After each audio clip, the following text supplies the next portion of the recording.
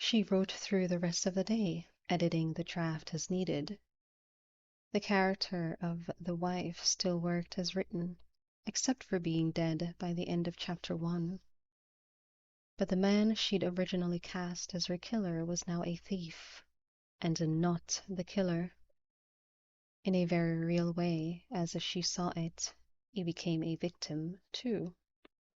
Not, she thought, because she'd base him very loosely on Booth, but because having him as a cause and effect, murder-wise, didn't work for her.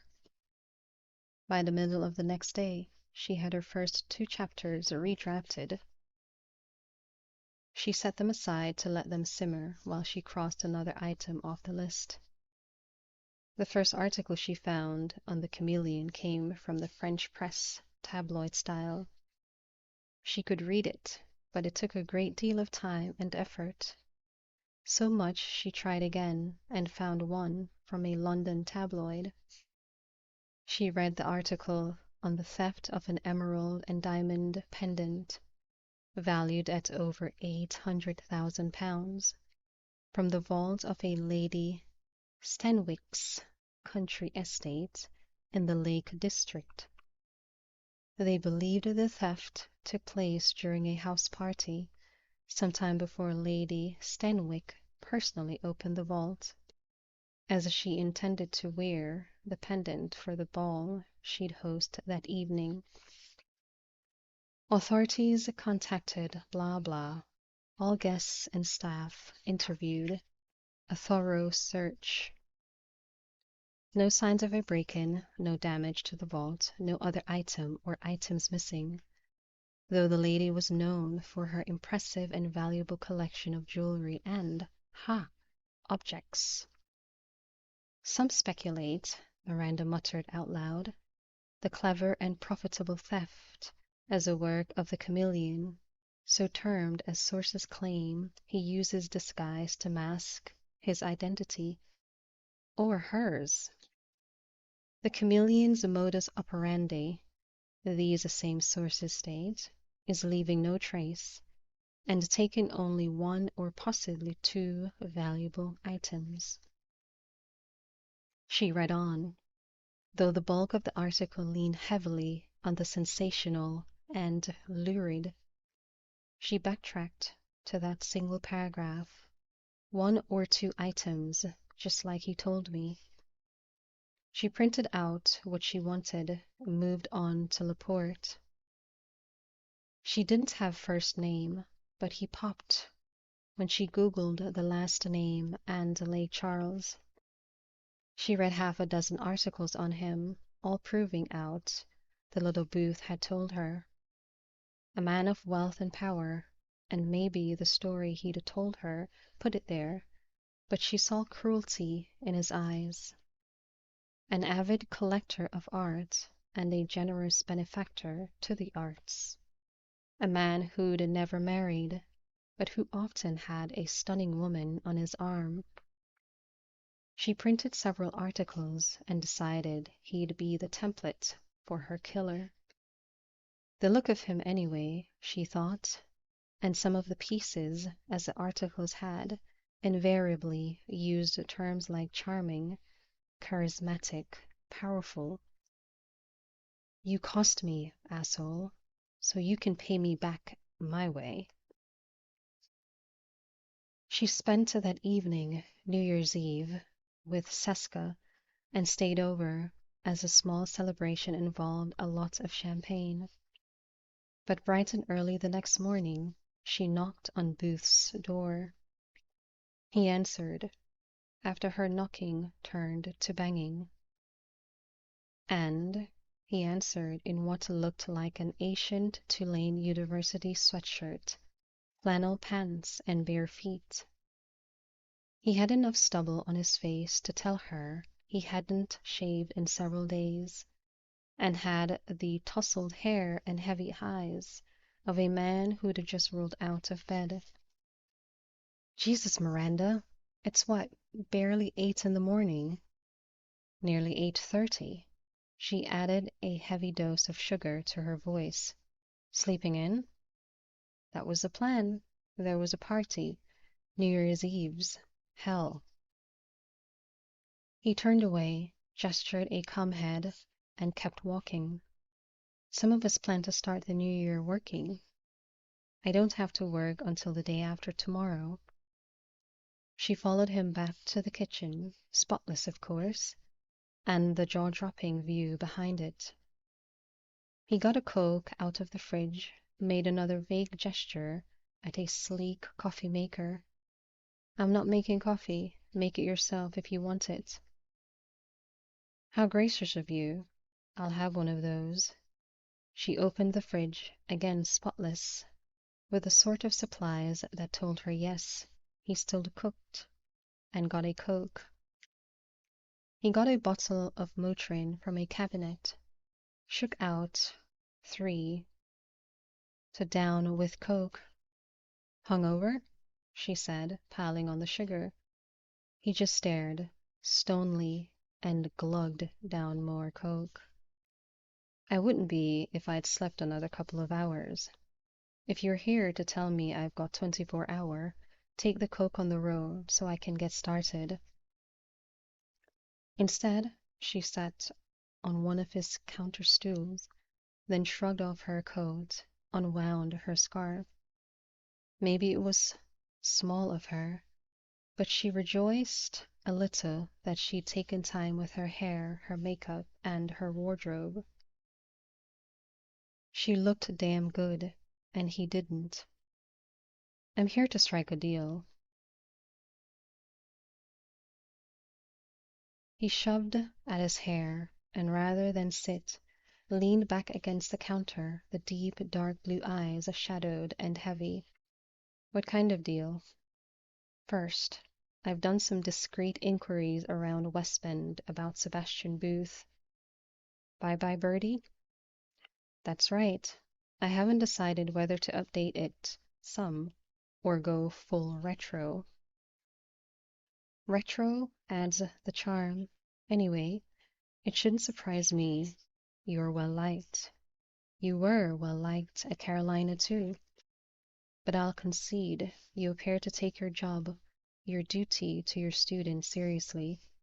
But then you took your own studies seriously. It was my life then. This is my life now. What's the deal?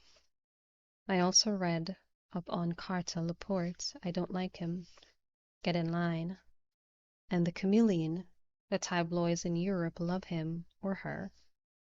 What did you do with the Lady Stanwike's pendant? Broke it down for the stones and the platinum, sold it. I got right around 315,000 pounds, English pounds. The article said it was worth over twice that. He rubbed at his temple, and she imagined the headache inside it. And if I tried to sell it as a whole piece, I'd have netted about half what I got. Loose stones? About half's a solid take. Fascinating, she thought, and a strange kind of business. That's how it works, around half. Usually a little less, depending on where and how you sell it. Why? What do you do with the money? She asked as she got out a notebook, began to write. Bank it, numbered or offshore, invest it, depends. Why? He repeated. You writing a book? When she smiled and kept writing, he pushed off the counter. No, just no. She set the notebook down, picked up the Coke. Yes, however small and petty, she enjoyed every second of this. Here's a deal, Booth. I'm never calling you stupid, Sebastian, so you're lucky you use that last name. The deal. You want my corporation so you can stay here, at least for now. I'll give that corporation on the following terms. First, you're an educator only while you have that corporation. No cat burgling. How would you know if I did? Because you're going to make the deal, and if you break it and I do find out, No 24 hours. She paused a moment. And I didn't like Laporte. That's in your favor. Second, you'll tell me everything I need and want to know about this profession of yours, because I am writing a book.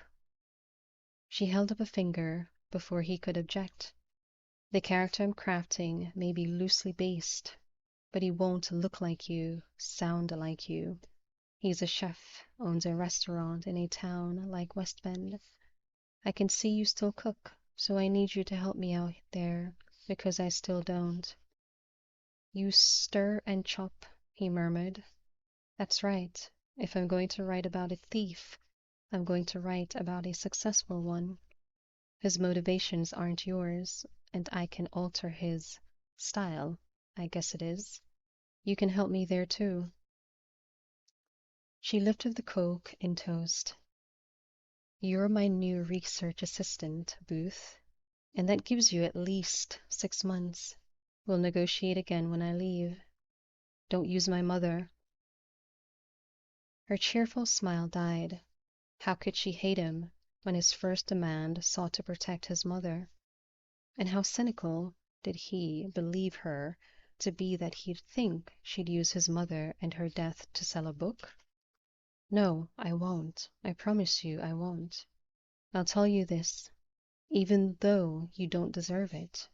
You had a point the other night. I've never known that kind of loss. I've never had to worry about where or how do I live, other than my mother shrugging us off, and I know both of us were better off that way. My childhood was pretty much perfect. Other than you, the rest of it cruised along, too. I won't use that loss. He paced to the glass doors, stood and stared out. She wondered why he didn't jump at the offer. She undoubtedly had the upper hand, but couldn't see a downside for him. You have to respect my schedule. It gets crowded when I go back. I'm the daughter of a college professor, she reminded him. I know what goes into teaching. We'll work out a schedule that suits us both. We could do this by email or... Jesus, you think I'm writing this down? No recordings either. Notes fine, but no recordings, no email, no texts, no phone conversations on the subject. Okay, I can see all that. In person only. He kept looking out of the doors, watched the river's lazy run, because that was a problem for him, the very big problem. But to buy 6 months, he'd handle it. He walked back to her. Deal. Great. You must pick locks. Can you show me how? You have to be kidding. I need a shower. I haven't even brushed my teeth, and now I'm hungry. All right then, pull it together. I'll come back in 2 hours. She grabbed her coat, slid off the stool. I forgot how pushy you are. I don't believe that. You don't forget anything. She took the Coke with her. He looked down at his own as she sailed out. No, he didn't forget things. And now he'd have weeks or months of memories of her stuck in his head. She sure as hell got the better part of the deal. She came back, and with a slew of questions. He decided to distract himself while he answered them, so he started making a pot of tortilla soup. Plus it gave him the advantage of leftovers once his schedule filled again. Apparently his cooking distracted her. You're not using a recipe. I know the recipe. You're not measuring anything. My eye measures. He found himself amused when she actually wrote that down. How the hell are you going to write about a chef when you don't know how to cook? You do. People, mostly people who don't write, think you have to write about what you know. Oddly, I don't actually know how to murder somebody, as I've never done it so myself yet. She smiled. But on paper, I've killed, let's see, 7 people by various means. I've never been a single parent or a veterinarian, but I've written about them. She watched him get bags out of the freezer and take green cubes out of each to drop into the pot. What are those? Herbs. I grow herbs, then I chop them and freeze them in ice cube trays so I can use them fall and winter. Do you want to know about stealing or cooking? The central character does both, so both. Booth replaced the bags, gave the pot a stir. You know, cooking for and running a restaurant's not a part-time job. Neither's teaching, she pointed out. You make it work. I want to know how. During the school year, teaching's a priority. So you don't steal things from, say, late August into June? That's what school breaks are for. Okay. You just had winter break. What did you steal? Nothing. Slacker. Saying nothing, he got out a skillet. He looked so irritated, so annoyed. Miranda couldn't say she minded that a bit. You seem to have misplaced your sense of humor during the last decade. He got out the chicken he'd already marinated, began to cut it into chunks. You're putting me in a bind, Miranda. Funny, from where I sit, I'm giving you a major break. So why didn't you take advantage of your time off last week? There's an excellent 8-carat pink diamond resting comfortably in a jewelry safe in a mansion in Potomac, Maryland, that didn't come into my hands last night because somebody decided to visit her godmother. I see. She noted down a pink diamond because it sounded both romantic, sexy, and valuable. But you went to a party last night. How would you have gotten out of that? I wouldn't have. Leave the party shortly after midnight, drive to Potomac, do the job, come home, go to bed.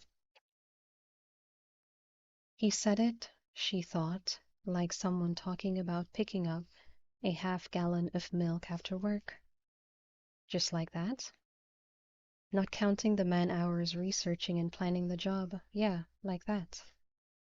How did you find out about the diamond? Did you know the people? Not personally.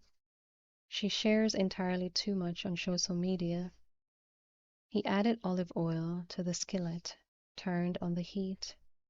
Her husband gave her the pendant last summer for their anniversary. While the oil heated, he juiced half a lemon in a little glass dish with a hump in the middle. Tiffany's, New York. From there, it's a matter of authenticating the purchase, identifying their security system. Internet makes that easy. Does it? They bought a 10,000 square foot colonial 4 years ago. Have one kid, a boy, age 3, no pets. She's allergic. A barking dog's more reliable than an alarm system. She took notes as he sautéed the chicken, added, generously, a spice mix he'd obviously made up himself. He's a cosmetic surgeon. She's an estate lawyer. Major estates. They own a summer home in the Hamptons and take a winter break in Vail. They like to ski. He's taken flying lessons, and they're both avid tennis players. He added the lemon juice and a glug of tequila to the skillet. They've been on my radar for a few months. You found out all that on social media? She made a side note to take a hard look at her own posts and censor them as necessary. That's a springboard in this case. She lists her employer, so that's another area of research. None of the process, she thought, really ran along the lines as she'd imagined. So you didn't even go there in person to, like, case the joint? He would have rolled his eyes, but it felt like too much effort. Of course I went there, twice, to check out the neighborhood. but you can call up a damn aerial view of any address, even walking views. How do you know they have a jewelry safe?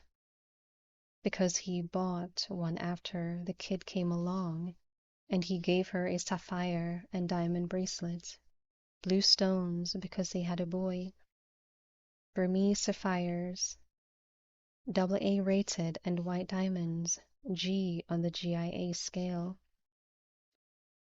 Now she frowned as she scribbled in her notebook. A grade of G doesn't sound great. And what's GIA? Gemological Institute, he supplied while he worked, and G on the scale means the stones are nearly colorless, and IF internally flawless. Then they should get a better grade, like an A or B. Scale starts at D, so take it up with the GIA. You know, you can look this up. Fine, and she would. You got all that stuff from social media? The bracelet, yeah, because she posted a picture of herself wearing it while she held the baby. I got the rest by hacking his account. I see. Okay, we'll have to get into how that works. She wrote down hacking and circled it. Question. The bracelet sounds like something you could break down like you did the Stanwyck piece, but you didn't plan to take it. He gave it to her after she made a human, and after 15 hours of labor. Both baffled and intrigued, she studied him as he poured the chicken and the liquid into the big pot. You're a puzzle, Booth. It's tempting to make my character equally sentimental, but it's not sentiment so much as targeting. My target's the pink diamond. You don't put that in the past tense, because I'll get around to it. She tapped her pen on her pad as he stirred his soup. I think that makes me an accessory before the fact. His shrug said clearly, that's your problem. You're asking the questions. Let's switch to my character's public life while I think about that one. What kind of soup is that? It'll be tortilla soup when I'm done with it. And you just toss it together from scratch from memory? If your guy's in a restaurant, he's going to have a commercial kitchen and a sous chef, a line cook, waitress, and all that.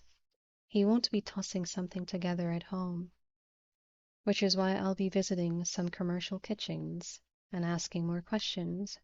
But you're here now. What kind of restaurant would you own? None. No thought, no hesitation. Too much work. I like to cook. I don't have to cook. And you're going to want a good bar area. Margins are tight in restaurants. Not so tight in bars. Drinks make money.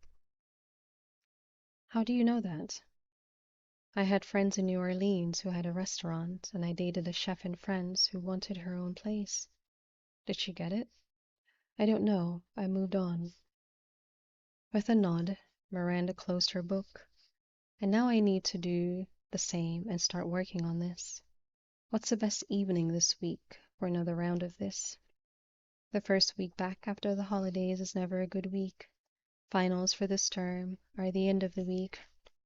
Okay, we'll stick with Sundays for now. Say afternoon, about 2. She rose to put on her coat. Oh, and I might be talking to some of your students.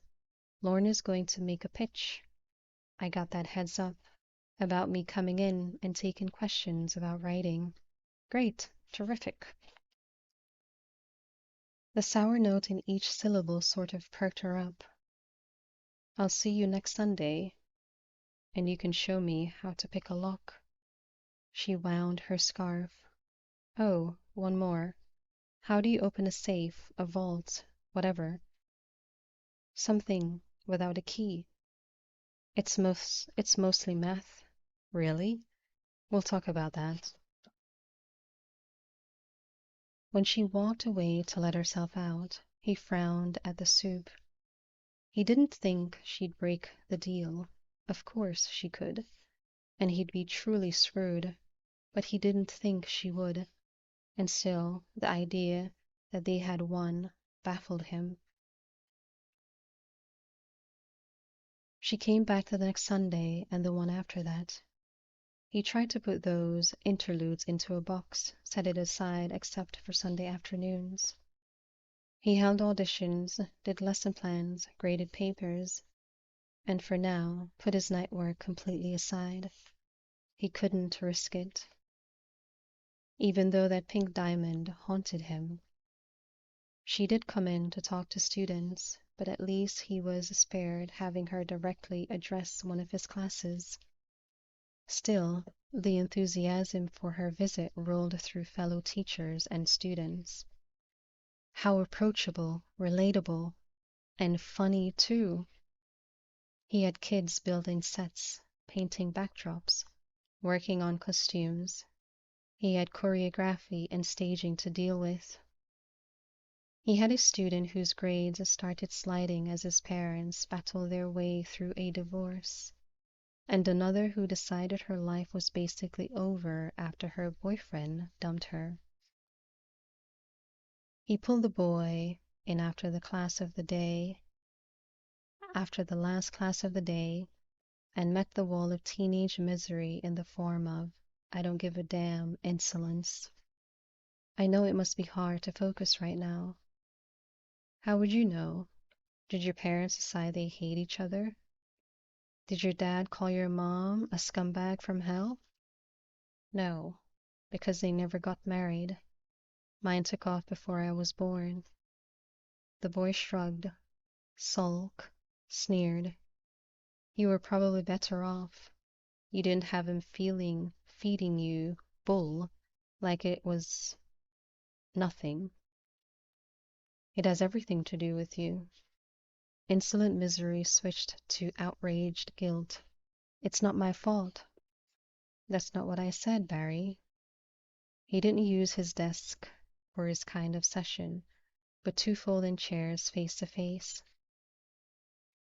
"Your family, the one you've grown up in, is changing, so that has everything to do with you. You're entitled to be hurt, pissed, unhappy, but the fact is they're hurt, pissed, and unhappy with each other. Are you going to tell me I can't change that? I can only change my reaction to that?"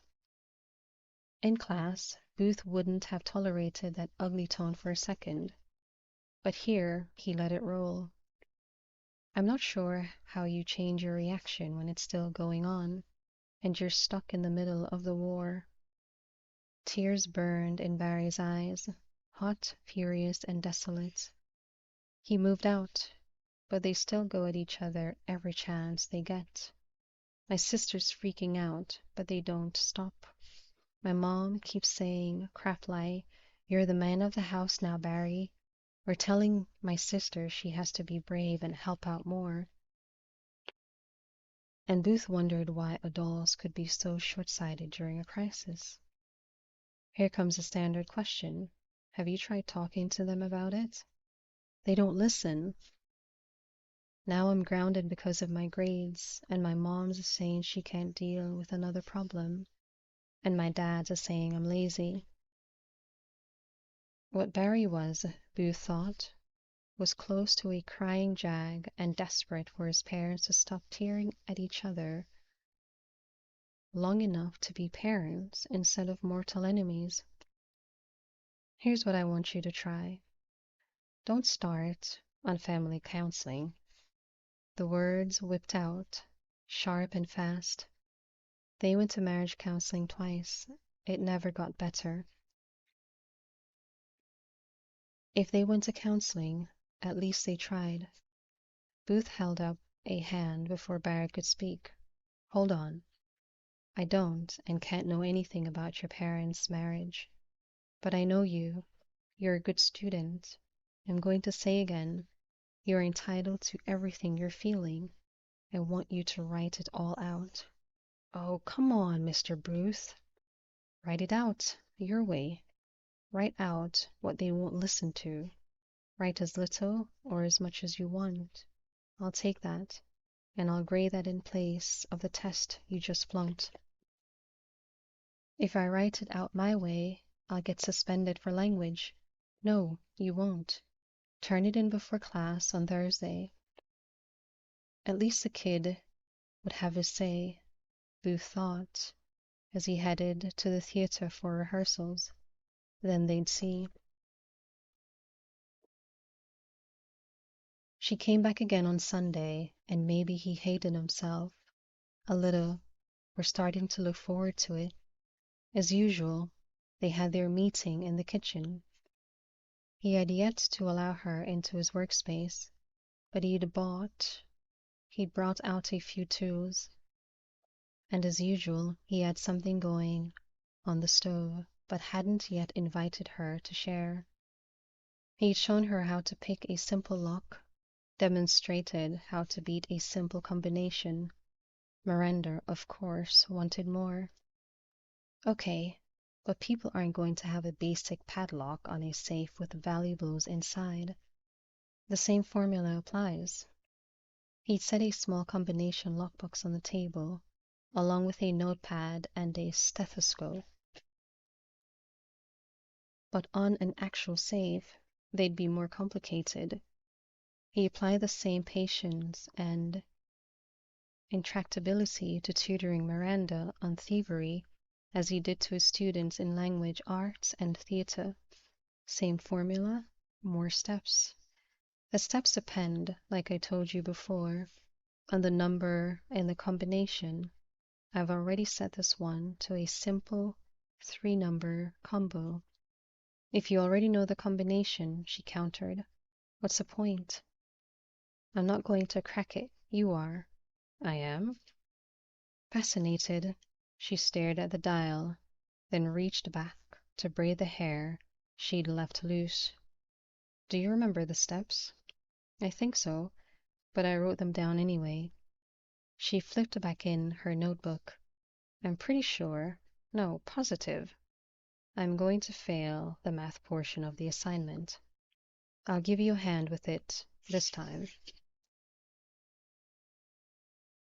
Obviously delighted, she picked up the stethoscope, and in the kitchen fragrant with the beef stew he had simmering, started to fit the earpieces. His doorbell rang. Crap! He picked up the box, took it, and the rest into the mudroom. We're discussing the possibility of you talking to my honors class, he said as he came back empty-handed. All right. He woke up the laptop on the kitchen counter, then switched to the view of his front porch. You have a camera out? It's Barry Kober, one of my students. Just hold on a minute. He switched it off again before answering. Hey, Barry. Mr. Booth, He spotted Miranda, shifted his feet. Sorry, you've got company, like company. I'll see you in class tomorrow. That's okay. Come on in. Miranda rose. I'm just going to use the powder room. With her discreet exit, Booth gestured Barry in. It's cold. Is everything okay? Not exactly okay, but better. I know you had my parents come in after school on Friday, and you read them what I wrote. Anyway, Dad came over yesterday, and they talked to me and Bex, my sister. They really don't like each other right now, Mr. Booth, but they said they were sorry. His voice cracked a little, so he paused, drew in some breath. They apologized to me and Bex, and that was weird. Great and weird. They said how they were going to try to do better, not to talk to each other about anything but me and Bex, how they both loved us and all that. Anyway, we all said a lot of stuff, mostly without yelling, and I wanted to thank you. I didn't want to do it in school, you know. I just wanted to say thanks for making me write it out. You gave me an A. You deserved it. I gotta go. I got parole from grounding because they both felt crappy about it all. He shot out a grin. Anyway, thanks. You're welcome. Ah, was it hard? Not having a dad ever? Harder, I think, on my mom than me. So maybe you can give them a break if their grades start slipping some. He let out a laugh. Yeah, right. Thanks. Once Booth shut the door, he called the all clear to Miranda and went back for the lockbox. Can I ask, or was that confidential? He shrugged, got them both a Coke. One of my students, parents in the middle of an ugly divorce and using him and his sister as weapons. I had him write out how he felt about it, then called them in and read what he wrote. They went right at each other, Jesus. As it replayed in his head verbatim, Booth rubbed the back of his neck. He this, she that, until I pointed out, not too diplomatically, they were proving out everything the kid wrote. And maybe they should listen again. I read it again. He let out a sound, impatient disgust, before he sat back down. I sweated that out, I'll tell you, because it started to look like I'd made it worse on the kids, but the second reading got through enough for them to stop trying to rip at each other. Barry said they all sat down yesterday, actually talked. So that's something. Something? Miranda said softly. No matter how many times he'd seen it play out, it burned in his gut. I get how people can come to hate each other, or at least want to hurt each other because they're pissed and done. I don't get how parents can be so damn determined to cut each other to pieces they don't notice or care when the kids are bleeding out. He thought of that long summer evening after the ball game, sitting on the front stoop with his mother. He could see her, so thin, with a fielder's cap over her short crown of pink hair. My mom never said a word about my biological father. Not one. In fact, the opposite. She could have made him a villain, but she never did. For a long moment, she said nothing. She loved you too much for that. We're lucky that the parent who loved us didn't have the need to villainize the other.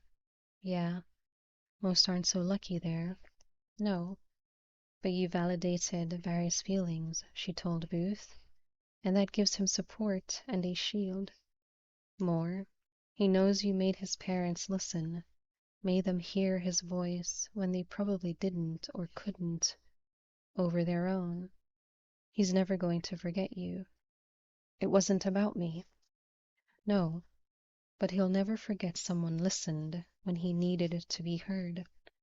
And maybe one day he'll be the one who listens because he remembers. She picked up the stethoscope and toyed with it a moment.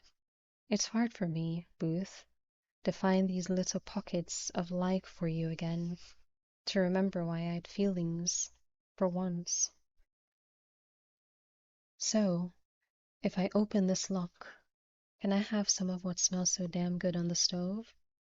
It's beef stew, sort of a not as fancy as a French beef. It was hard for him, too, just having her back in his life again, just having her right there.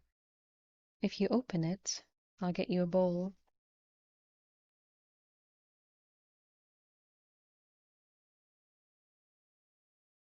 He knew it made him stupid, but Booth really anticipated their Sunday afternoons. He concluded after a couple of sessions on finessing locks she'd never get the hang of it, but not for lack of trying. When he combined, at her request, safe cracking with cooking, he reached the same conclusion about her talents in the kitchen. In safe cracking, the math defeated her. In cooking, her reliance on exact measurements did the same. She just didn't possess a feel for either. On this February Sunday, with a thick Hallmark Christmas movie style snow falling outside, the fire snapping in the living room, she sat in his kitchen, doggedly working on picking the lock of a standard deadbolt he'd installed in a panel for her practice. He left her to it. It would take a while, and punched down the bread dough he'd had rising. He set it aside to rest a few minutes and watched her progress. You need to maintain tension with the wrench. Yeah. His kitchen smelled like a farmhouse in Provence from the chicken and cot he had on the stove. She, he had to admit as he bent over her shoulder, smelled even better. How many pins have you lifted? One. No snide remarks. Since she'd been at the deadbolt for close to 10 minutes and had 4 pins left to lift, she'd come in, at this rate, at nearly an hour. He covered a baking sheet with parchment paper, lifted the dough onto a board, then cut it in 2 halves. With his hands, he formed 2 boules, covered them, put them back in the oven. Heat off, light on, for the second rising. 2! I got 2! I got it now, I've got it! I'm just distracted by that incredible smell. He'd told her to come early, since they'd combine her character's 2 professions, cookery and thievery. He'd had her peel, wash, chop the vegetables. She was thorough about it, he thought, methodical, incredibly slow. As far as browning the chicken, he'd prevented her from burning it, but it'd been a close call. He washed the bowl he'd used for the dough and thought she'd done a decent enough job at kneading once she'd found her rhythm. But that was a physical thing, like stirring and chopping. Despite her lack of skill, which, he'd concluded, stemmed from a surprising lack of confidence, he enjoyed having her spend these Sundays with him in a way he knew equaled stupid mistake. The long braid of her hair fascinated him, a little fancier today, he'd noticed, like a fish tail. Didn't it take nimble fingers to manage that? Why those same nimble fingers fumbled with simple picks confounded him. I got it. What's my time? 41 minutes, 12 seconds. Gosh! She flopped back in her chair, flexed her cramping fingers. How long does it take you? It took me longer when I was learning. He got a nice Pouilly Fussé from his wine fridge in the butler's pantry. How long? He shrugged as he uncorked the bottle, but knew she wanted to know. 8:24. How old are you? 10, almost 10. You haven't said when the character started. Young, his father was a thief, and his grandfather. Family business. She took the wine he poured. Exactly. He thinks of it that way, the same as if he'd grown up in a family of plumbers or lawyers. I'm doing some flashbacks to show just that. He's not a bad man, really. Morally swishy, but squishy. Thou shalt not steal, Booth. He countered that easily. Thou shalt not a whole shitload of things people do regularly. Squishy, she repeated, and sipped her wine. He doesn't have any problem seducing Allison Reed to gain easy entry into her home, so we can outline his method for stealing the Covington bird, the priceless family heirloom. That sounds sort of famous, so readily recognizable. Absolutely, it's very unique. Commissioned by the murdering husband's great-grandfather for his new bride. It's a Waterford crystal bird with sapphire eyes perched on a nest on a branch of a gold jewel encrusted tree, a 28-carat faceted Russian white diamond for the egg, D on the scale, and IF, internally flawless. Uh-huh. That would put the diamond alone at a couple million, he calculated, before adding the rest and the history. And what's he going to do with it when he gets it? Sell it, even for the half it's worth. The way you said, he'll net about 5 million. His biggest score, his last, as it'll set him up for. Why are you smiling?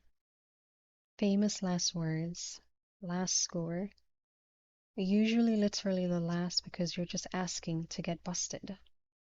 That sounds like superstition. If you walk under the ladder some guys are standing on to paint a house, you could get beamed with a falling paint can. So don't walk under a ladder.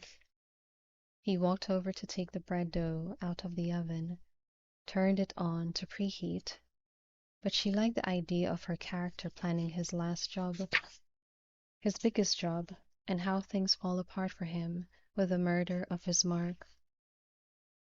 The restaurant's taking most of his time, and he likes it. He wants to settle into it. Anyway, he'll plan to sell the bird. Who's buying? I'm thinking a dark web auction. Booth nodded as he checked the stew. Could work, since he's going to get caught anyway. Irritation flickered over her face. Who was writing the damn book? He's not going to get caught, that's the whole point. Then he needs a buyer. He's a third generation, so he'd know you don't bag something like that on spec. He needs someone with a lot of money who wants it, for whatever reason, work for you, and can put it in a nice private space to admire. It's too well known otherwise, and breaking it down for pieces destroys the whole.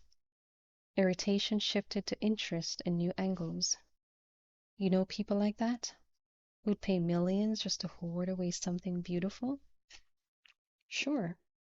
The first and I thought last job I did for Laporte was stealing a Turner from a guy who had it stolen so he could sit in his fancy locked room, filled with other beautiful stolen things, smoke his cigar, and admire his collection. You stole what? Had been stolen? So this Laporte could sit in some fancy locked room of his own with it? Pretty much. As she sat back with her wine, she began to see another plot line opening up. That's an interesting angle. I'm going to play around with that. Good. Now you can play around making an egg wash for the sourdough boules. An egg wash? I don't even know what that is. He gestured for her to stand as he got out 3 small dishes. It's just egg whites and a little water. You're going to separate the white from the yolk, then whisk the white and the water together. Brush it over the rounds. He got a carton of eggs out of the refrigerator. Like this. He cracked an egg, then passed the yolk from half shell to half shell, while letting the white drain into the dish. He plopped the yolk into the other dish. That looks doable. But what's the third dish for? For screwing up. A challenge. $20 says I don't. He smiled at her. How about a shiny quarter? She didn't smile back. He really wished she had. You really do remember everything. Okay, a shiny quarter. She cracked the egg and broke the yolk on the first pass. Damn it. He handed her another egg. Try it again. She didn't break the yolk this time, but bubbled the shell, so it all plopped into the dish. That's fine. I'm going to make myself an omelette for breakfast. Try again. There must be 2 for this sort of thing. Sure. For sissies. It took 4 attempts, but she finally managed it. After she'd whisked, brushed, he handed her a jar of poppy seeds. How much? Until it looks like you want it to. Everything in her yearned for the precise and exact. Why can't there just be an answer? That is the answer. She started to shake the seeds. You know, I can get why Nathan likes to steal, but I don't understand why he loves cooking. Loves it. It's his true calling.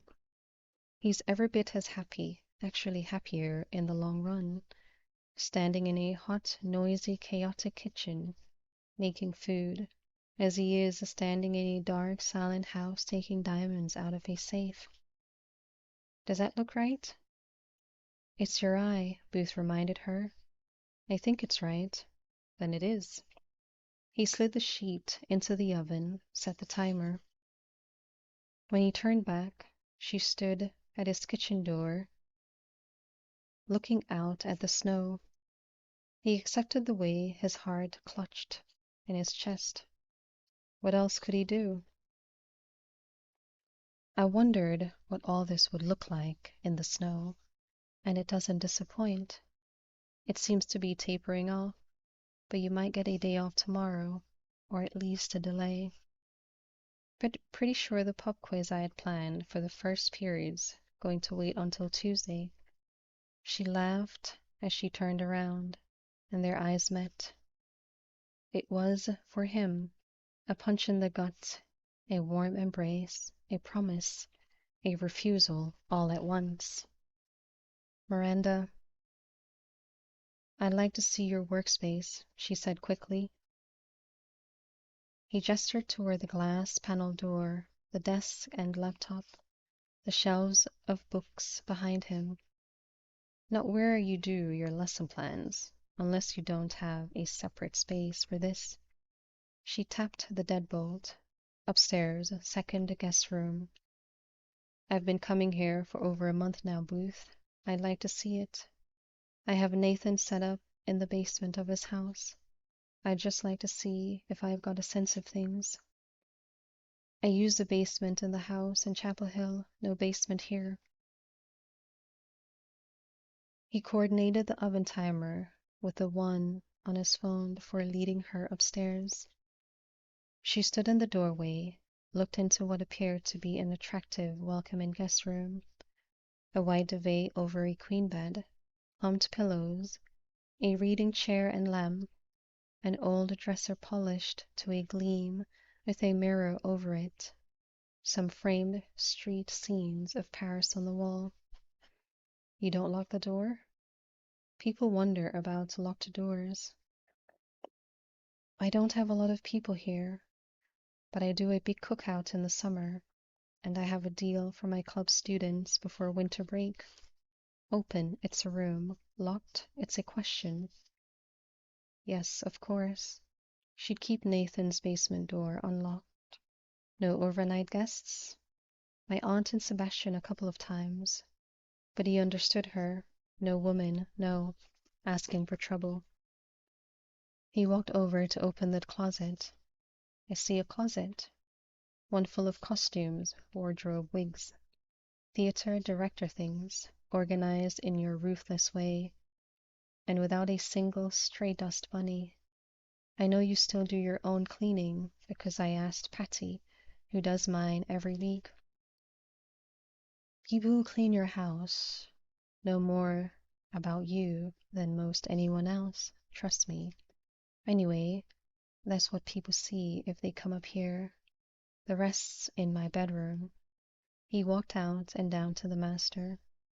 Clean, she thought, organized, attractive with its mystery gray walls and clever street art, and of course the gorgeous view through the glass doors to the snow-covered deck.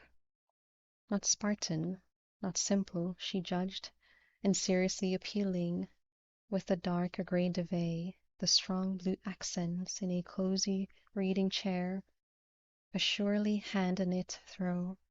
She recognized the bureau and chest of drawers as lovingly refinished refinished antiques. Maybe it leaned a little minimalist for her taste, and she managed mounting pretty pillows on the bed, some interesting candles or bottles on the bureau, a tall green plant in a colorful pot by those doors before she caught herself. To compensate for the mental slip, she nodded toward the doors. It must be wonderful to wake up to that view every morning. It never gets old, he agreed, and opened the doors to another closet. One so well outfitted it gave her a huge spurt of closet envy. A dedicated space for shoes, not that, he filled it with his 3 pairs of chucks, a few dress shoes and boots, 2 built-in bureaus where, considering Booth, he very likely kept off-season clothes, and rods were clothes ruthlessly organized by type, shirts, pants, suits, jackets, hung with the additional insult to her own habits, coordinated by color. You can't possibly deserve this closet. I deserve this closet. You're obsessed, and so obsessed you could easily make do with half the size closet. He wanted to touch her, just skim a hand down her braid, brush his fingers down her arm. Instead, he shoved his hands into his pockets. Using the space in an organized, not obsessive way means you don't waste time trying to find a white dress shirt or a pair of black pants. You only have 3 white dress shirts anyway. Easy to count, as they're obsessively hung in trio. There's a max anybody needs. He caught her quick, pitying glance. How many do you have? I have no idea, which is why I deserve this closet and you don't. On the other hand, he took out his phone, keyed in a code. She heard a faint beep. Electronic lock. Then he pressed a hand on the side wall of the closet. It opened like a door, was a door, she corrected. Installed so seamlessly it became a wall. Inside he had a desk and chair, a laptop, 3 monitors, a gun safe, shelves lined with locks, electronics she didn't understand, along with a series of remote controls, several cell phones, more lockpicks, a long, narrow counter. Work table, she supposed, ran under the shelves. Why so many phones? Not all of them are just phones, or phones at all. I redesigned them, basically, to read digital and electronic alarm codes, bypass electric locks, that sort of thing. That sort of thing, she murmured. How did you learn how to do that? Took some classes, and I have a friend with a talent for it who taught me more than I learned in classes.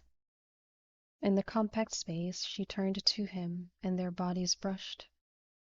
No place is really safe and secure, is it? Not if somebody spends enough time figuring out how to get in. A heist from a major museum, the Louvre, the Smithsonian, that's going to take a lot of planning and easier with a team or an inside man. Have you done that? I don't like to steal from museums, and I don't work with a team. That's not a yes or no answer. He slid his hands into his pockets again. I broke into the Louvre. I didn't take anything. I just wanted to see if I could do it.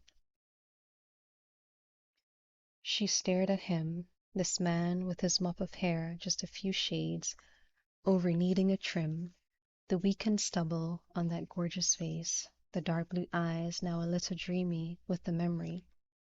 And this man, once a boy she'd loved, had broken into one of the most prestigious museums in the world, just to see if he could. If they'd caught you, they didn't. It's magic without the crowds and the guards, the motion detectors, the cameras. It's entirely different, and it's magic. That's what she saw in his eyes, remembered magic. How different. If he looked back, he could still see it, feel it. It breathes the art, the canvases and the paintings on them, the marble and granites, and bronze and porcelain, all those figures, landscapes, still lifes, all of it, and what it took to create them. And that, seeing and feeling that, made the risk worth it? Oh, yeah. You think you know, say, the Mona Lisa. That image is everywhere. The iconic face, smile, all of her. You can see her with the crowds, in the light, with the noise and the movement around you. And she's so much more than you thought. You fall in love. But stand there alone, in that quiet with her. She takes your breath and trips your heart. She's alive. It's all alive in the quiet, like hearing Stonehenge hum in the starlight. You're a romantic, Booth. Maybe. He'd ordered himself not to, but gave in and ran a hand over the braid that rested over her shoulder. I can't paint. I can't take a piece of stone and see the life in it, bring it out, but I can admire the results and the genius that created it. Stand in, say, Cartier's in the dark. Have you? He brushed that off. The jewelry, it's stunning, even breathtaking. It took art to create those pieces out of stones and metal, but it's not the same for me, he qualified. Why not? Because you can pop these stones and create something else, something stunning. You can't create something else magnificent out of the Mona Lisa. All at once she thought she understood a key element of this part of him. You steal more jewels than art, that's why, because jewels are just beautiful stones and metal. Nathan doesn't have your sensibilities, just my squishy morals. She kept her face tipped up, and her eyes bewitched him. He thought the scent of her hair, her skin, simply enveloped the room, and him with it. If he took what he wanted, just another light touch, just a taste, she might walk away and not come back. That might be a mercy. He started to reach for her braid again, that twist of sunset, and the timer on his phone went off. That's the bread. He stepped back, away, he imagined, from a very steep edge. I'll go take it out. He moved fast, and she noted all, but soundlessly. She let out the breath that clogged her lungs, and rested her forehead on the wall until her brain stopped buzzing. She couldn't let herself lean in this way, into him, into whatever happened to her around him. No future in it, no real present either, she reminded herself. Only the painful past. She had all she needed from him, at least for now, she thought as she stepped out of his secret room. She trailed her fingers over the suits, the coats, the ratty jeans, the pressed khakis. She didn't have to spend her Sunday afternoons in his kitchen. If a question came up as she wrote, she could contact him, ask to meet. She wished she didn't believe she'd seen the real Booth when he spoke of art and his wonder of it, or when he so patiently walked her through the steps of separating a damn egg. She wished that squishy moral center didn't matter less and less the more time she spent around him, and she wished she hadn't been ready to wrap herself around him when she'd seen the need and the intent in his eyes just now. She'd stop coming. She'd take everything he had told her, shown her, give her to think about and weave it into the book. And when she went back home, she'd go back with her heart and her pride intact. When she came back down, the scent of bread fresh from the oven added yet another perfume. He'd set the table, not fussy, just a couple of friends sharing a meal on a snowy Sunday. Her fault, she thought. She'd started that, the food, the wine, the conversation outside the deal they'd struck. He'd kept his side of it, and she'd kept hers, and nothing more, either way. Snow stopped.